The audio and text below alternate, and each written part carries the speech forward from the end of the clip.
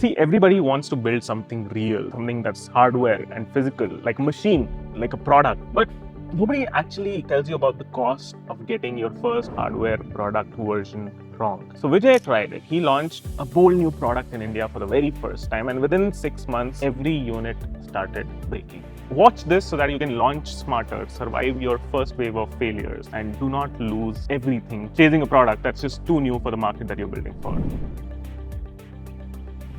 You're thinking about a product that you wish to create for the first time. What you need to start with is a set of parameters or specifications or features that you wish to put into the product. At this stage, you may not know how you would be doing that, but you first start with the thoughts on what you wish the product to do. And then you come to the actualization of the product as a prototype. Converting it into an actual product for the first time means that you will not get it right. Feel, touch, hold product didn't get as much limelight in the last decade because software was eating the world, as they said. Now today, I feel hardware is becoming cool again. Why? Because AI is there. AI is writing code. There are limitations to what it can do non-digitally, right? Which is where hardware is becoming cool. People are scrambling their heads to figure out, hey, if my digital value is not the same as before, where can I add value? And a lot of people are falling to real world stuff versus digital world stuff. So, I think that brings me to this curiosity, and I think it's going to be becoming a bigger and bigger and wider curiosity as to how do we make real world products. And real world products could be consumer products, could be machines as well. We all know how software engineering cycles work. How does product development work in the offline space? Thanks, Abhinav. I think that covers a pretty wide canvas. Yeah, But we can start with if basic you, guiding principles. if you were to put this in a sequence of, let's say, the lifetime of a product, Hmm. obviously what comes first is the ideation. Now, you either have a product which already exists, or you're thinking about a product that you wish to create for the first time. Be that as it may, what you need to start with is a set of parameters, if you will, or specifications or features that you wish to put into the product. At this stage, you may not know how you would be doing that, but you first start with the thoughts on what you wish the product to do. And then you come to the actualization of the product as a prototype. Because while you have had those thoughts, converting it into an actual product for the first time means that you will not get it right away. So you start by putting it down as a prototype, and then you go to the next stage, which is that of testing and validation. Hmm. Now, if I may, this is probably the stage where either many people go wrong Mm-hmm. or they don't pay enough attention. Mm-hmm. Because if a product seems to work, they believe they have crossed this hurdle. But I think this is really a place where I would urge any new startup or a new entrepreneur, When you say product works in the hands of the user, not in the hands of the or user, just in the the tech hands of the works, entrepreneur. the functional He's stuff, just given, a let's say, test run, switched it on or right? done whatever it is to make it. Mm-hmm. And he's so thrilled that it is actually doing the kind of things he is thinking about. And I think that is where some of them begin to uh, think about, launching it and so on.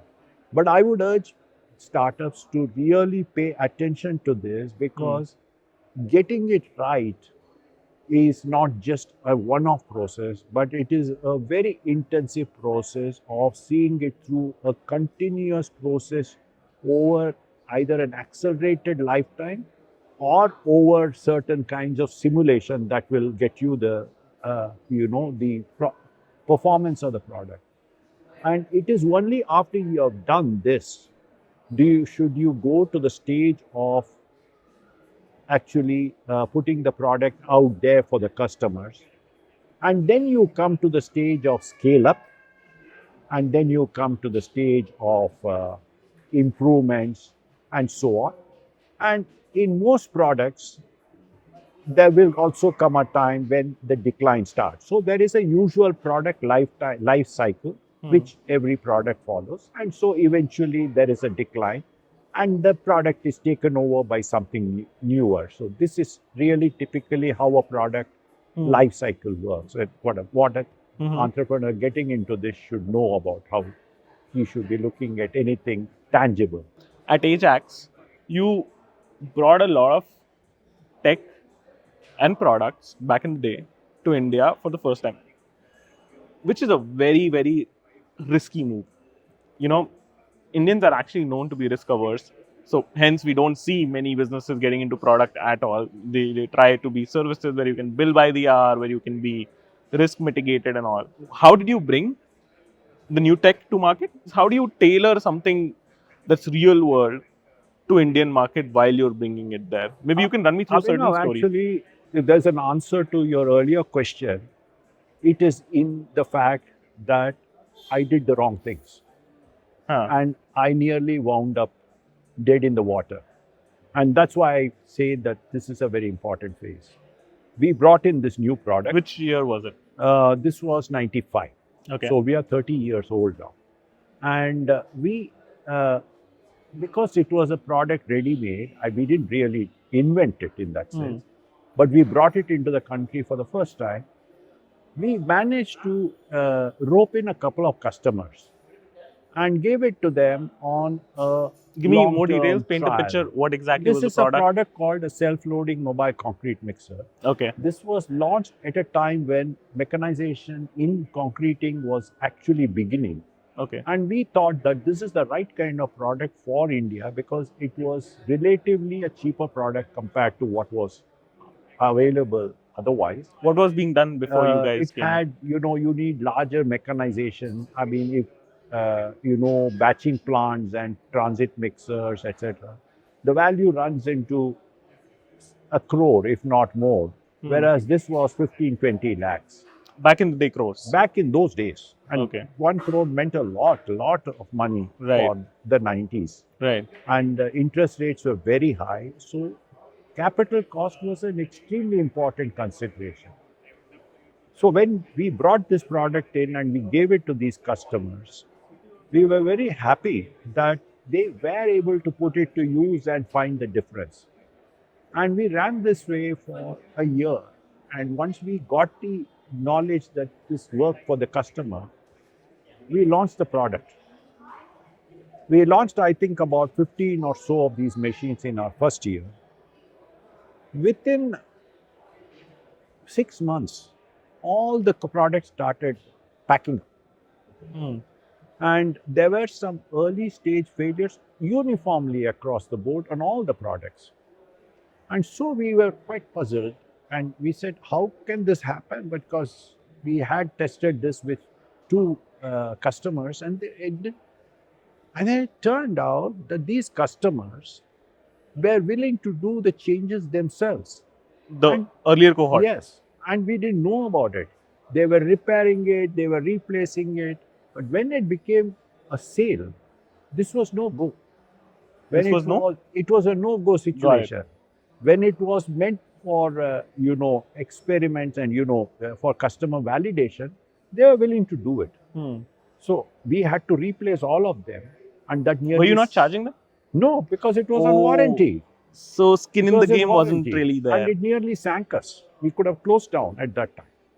But there again, there was a second lesson for us. And I would use this example to say that it's very important to support your... Sorry, I think I misheard something. When you weren't charging them for repair, I understand. Yes. The cohort that you tested with, did they not pay? They did not pay initially because we gave them for free trial. Because their level of investment also determines the kind of feedback you would have No, gotten, right? they did not pay initially Huh. because we brought in the first time. Right. We gave it to them. They were willing to test it and pay for it if it worked for them. So we gave it on a long time lease. This was again in with the support of our overseas Do you think partner. that diluted the feedback? Look, You didn't as charge? as individuals starting off, Huh. we didn't know what was right, what was Right. wrong. I don't think there was any dilution. Hmm. I think they took it for granted that what they were doing was all right. Hmm. And that feedback did not seem important to them because the product was working Hmm. with their intervention. Hmm. But for somebody who else who was buying it, Hmm. it didn't. It was a no-go situation because they did expect this to work, and of course, a warranty kicked in all those Got it. cases. What happened after that? We replaced the failed components, which Mhm. were gearboxes, by the way, and cost a pretty packet, and continued with that. But we had to very quickly make those changes that brought about the reliability of the product. So we changed the gearboxes to another option. So this is how we learned. And why did it not come up when it was used by our overseas partner? Was because they did not use it as intensively as in India. And this we did not really understand. Hmm. So I would urge anybody looking at product-based early stage entrepreneurs to pay attention to this because this is very easy to miss. I have a more recent instance of this with a company that I support, where again this was missed, and then again they paid little dearly for that. So I won't take the name, but I know that this is an area which many people tend to overlook. So to continue with the stage of development, uh, at the stage where you are scaling up, it's very important for you to understand what kind of trade-off are you going to make between the kind of volumes that you think you can reach and the level of risk you want to take. This is a very closely connected relationship because you could go for broke looking at big volumes, but you could also sink the ship. Right. So you have to understand what is the level of risk that is acceptable, even if you have to limit your gains. So this is the second lesson that we learned, and I would urge newcomers to look at this. And of course, then if you are reached past this, then I think there are less and less lessons because then it's scaling up. So, Vijay, when you bring something new to the market, I understand, there are initial adoption challenges. You start with a sample set, then you tailor it to the core set. But then to build a business, to build a decently sized business, you have to keep opening up adjacent audiences, adjacent target group, adjacent customers. In software, I understand, you simplify the language, and sometimes this language is a great opener. How you talk to somebody about something versus how you simplify something for masses is a different thing. And people have, I don't know if you've heard of this phrase called crossing the chasm, right? So how does it work in real world products? And maybe yours could be a case study here. You started with this set which didn't give you feedback because they were managing it, went to the broader set wherein you change the gearbox, but then building a business as big as Ajax. What does the adjacency keep teaching you? What are the levers that you have to pull? What are some of the things that you pulled? That's a great question because I think this is a very important learning that you have to get. And this is from the market. Because as you go into the market and then you talk about the product, you would find customers asking you for something that is not already there. And so then you have to decide how you are going to evolve the business, how you are going to evolve the product. And whether you How listen to you are them or going not. to evolve, that's another thing because very often we make the mistake of trying to fulfill everybody's Yeah, make everyone happy. issues. With the result that you spread yourself too thin Right. and you don't really address anything deeply. I would say that that's a very good counsel. Determine what fits inside your framework of what you want to do, and for the rest, perhaps you might have to, with regret, disassociate yourself. But once you have decided what you want to do, you must keep evolving your product. Sometimes you could also determine some pain points which the customer may not have even articulated, but that you could also address. So it's really a game of having your antennas out, listening, absorbing, and reacting with your own solutions and developments. I think that's a very important phase. And that is, I think, another way to also be ahead of so many others who would also be, especially for new products that have succeeded. You'll find a lot of people snipping at your heels. And in startups, it is, I think, almost a given that it will be happening. So I think the important thing is to keep ahead by continuously improving, evolving, innovating your product, and listening to your customer. What is it that he's talking about? And sometimes what he's not telling you, but which you can perceive. What do you guys do? Sorry? What did you guys do? We did that. We've always been doing that. We own a 75% market share with more than 7, 8 big names. And that's only because we keep evolving it and then we keep being ahead of the rest. And that's, I think, a best way to really, for anybody who's getting it. And I think it is more difficult in a product, but not as easy as you can. No, I'm sorry, I'm qualifying it. From perspective of product and software, this is a little more difficult. But at the same time, it is really worthwhile to keep ahead of the competition and at the same time staying relevant. How do you build that as a practice in your business? Because you've done this. Did you build a new vertical Culture. for it? It's a culture. It goes in everyone's ethos, or is it a separate team? How do you structure it? It is, if you wish to, you have to ensure that everybody who is product oriented does face the market. We call this as design thinking, where everybody who has anything to do with a product gets to listen to the customer, comes back and gets sensitized to what it means in their specific area to contribute to that development. So it is very important that.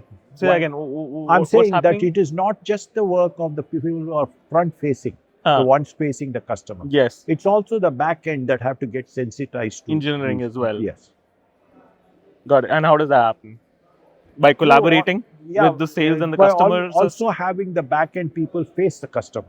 Oh, field visits. Yes. Right. So it's a very, very valuable lesson we learned, and we have instilled this in the organization as a culture. That's what I said. Build a culture of continuous improvement, which comes from listening to customer feedback. And whose is the final call?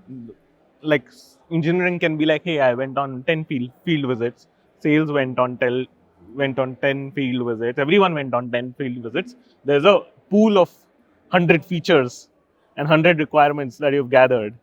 Whose is the final call that, hey, we're going to build this, we're not going to build this? It has to make business sense. It is not, I don't think it will go through a certain evaluation process, and there'll be some which will pass the test, some which will be discarded, which is a very normal process. I mean, every organization will receive 100 suggestions, but only 5 or 10 make the cut. So this is a normal process that good organizations do. Got it. Okay, lovely. That was good. All right. Thank you so Thanks, much. Abhinav. Lovely meeting you and best wishes. Thanks.